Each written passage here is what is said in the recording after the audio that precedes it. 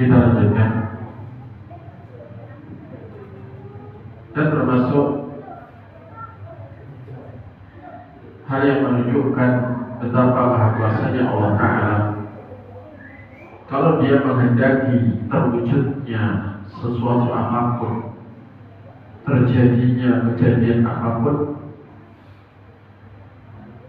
Allah itu tinggal memerintah terjadi dengan perintah kun, jadilah atau terjadilah, maka terjadi. Dan bahkan cara Allah mengatakan kun tidak sesulit kita mengatakan kun. Padahal kita mengatakan kun itu gak sulit, ya gak? Tapi kalau kita mengatakan kepada 10 hal atau memerintah kepada 10 orang dengan perintah yang berbeda-beda, kita perlu bergantian mengatakannya. Adapun Allah Ta'ala menghendaki miliaran ciptaan, maka Allah Ta'ala itu tidak perlu membutuhkan waktu untuk mengatakan kun kepada semuanya.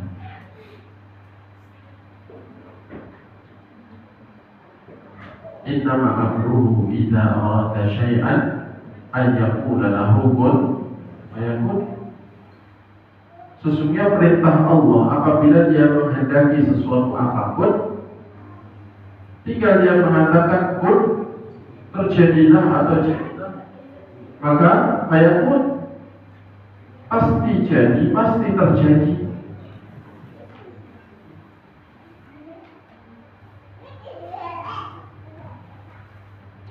Nabi Adam alaihissalam dicipta dari tanah dan Allah tinggal mengatakan padanya kun, karena Allah menghendaki dari tanah itu tercipta makhluk yang namanya manusia. Allah mengatakan pada Adam kun, maka jadilah Adam. Allah menghendaki Nabi Isa alaihissalam dicipta tanpa bapak, tanpa bahan air mani, langsung pada diri Ibu Maryam, pada hidung telurnya Allah tujukan kalimat kun, jadilah jabang bayi, untuk nantinya menjadi Nabiullah dan Rasulnya yang diberi nama Isa. Maka Allah tinggal mengatakan kun, jadilah, ditujukan kepada diri Maryam.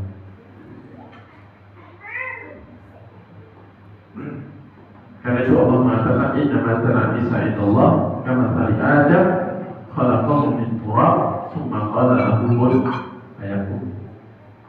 Sesungguhnya permisalan Isa di sisi Allah hanyalah seperti permisalan Adam.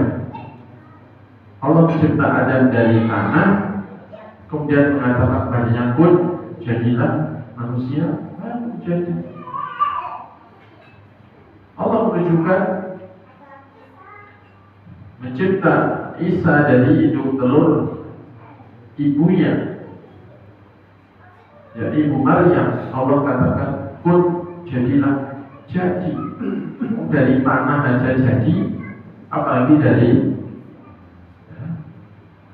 benih yang ada di rahimnya Ibu Maryam. Tidak harus dengan mani.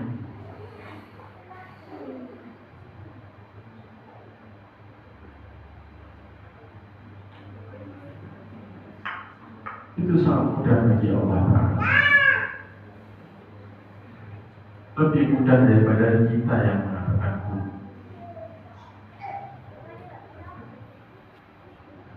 Jamaah sekalian yang semoga senang dirahmati Allah.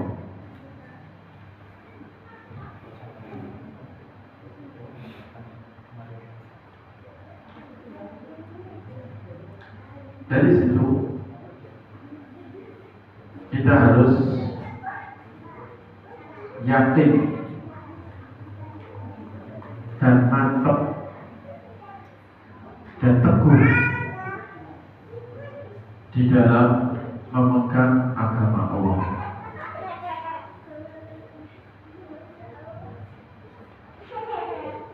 Untuk mewujudkan keimanan dan ketakwaan,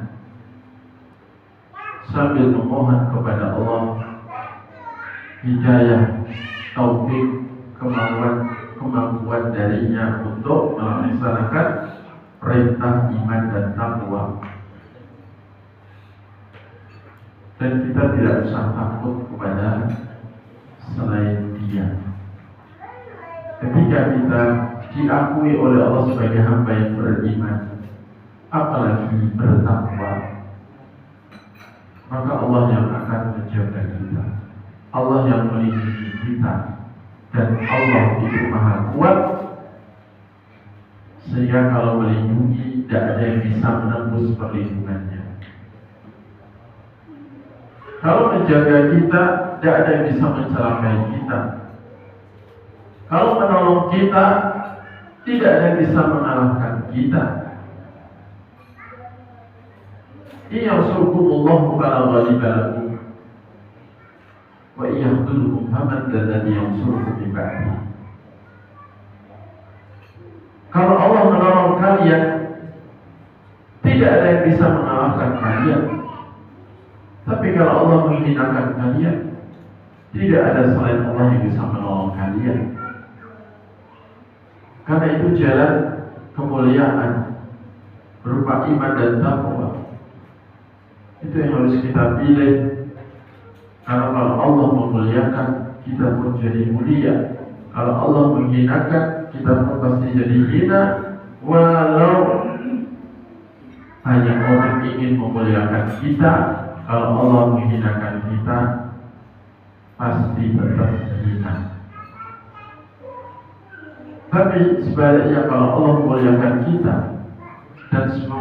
dan manusia paling mulia di sisi Allah adalah yang bertakwa, maka tidak ada yang bisa menghinakan kita.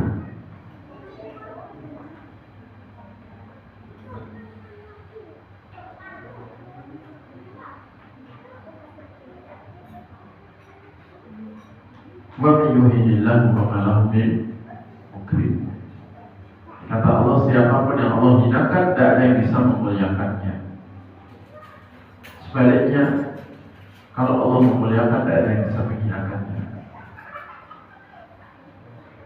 Karena itu orang yang komitmen di atas tauhid dan sunnah, dan di atas iman dan ketakwaan, akan menjadi golongan yang ditolong, at-taifatul mansurah, yang dikatakan Nabi, la tazalu ta'ifatun min ummati dhahirina 'alal haqqi la yadurruhum man khadalahum wa man khalaqahum hatta ya'ti amrullah kadzalik.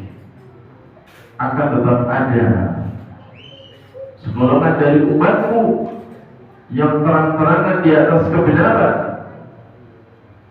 Mereka tidak akan bisa dihinakan oleh siapapun yang ingin menghinakan mereka. Tidak bisa dimudaratkan oleh siapapun yang ingin menyisih mereka, hingga datangnya perkara Allah dan mereka tetap seperti ini.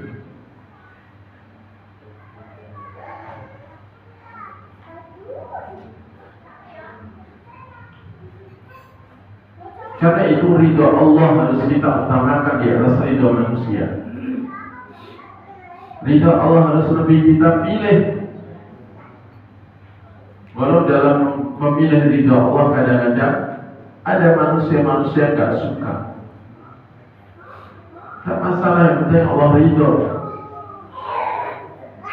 Pasti Allah juga akan membuat orang-orang yang ridha pada kita. Dan hati-hati dari sikap mengutamakan ridha manusia, tidak peduli dimurkai Allah.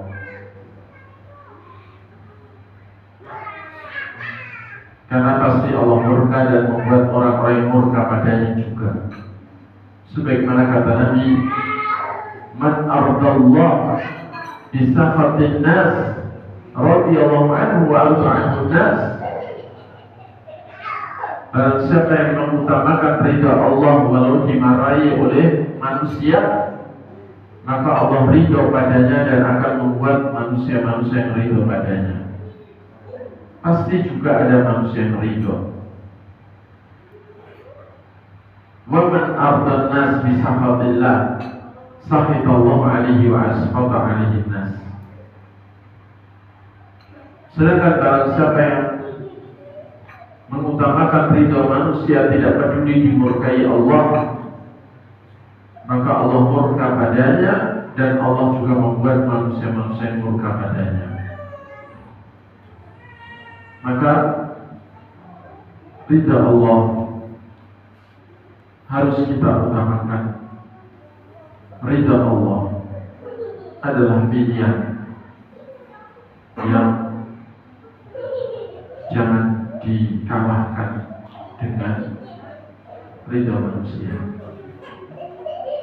Dan mencari ridha manusia semuanya itu tidak mungkin. Ada pun mencari ridha Allah itu sesuatu yang mungkin bahkan mudah bagi orang yang Allah mudahkan.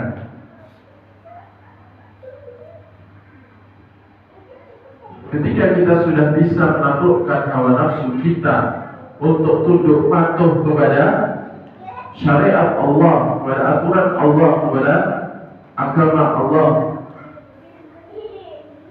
hukum-hukum Allah, maka Allah akan ridha kepada kita.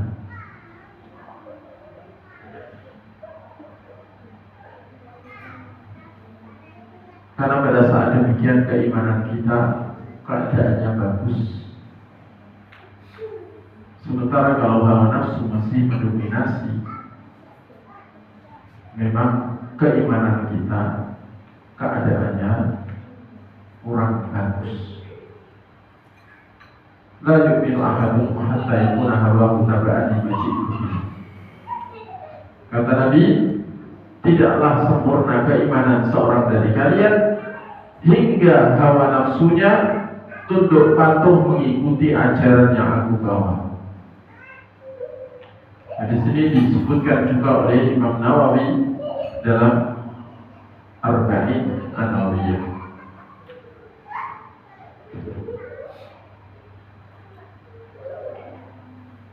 Maka mengutamakan ridha Allah, walau sebagian manusia marah kepada kita, itu adalah pilihan yang harus kita ambil.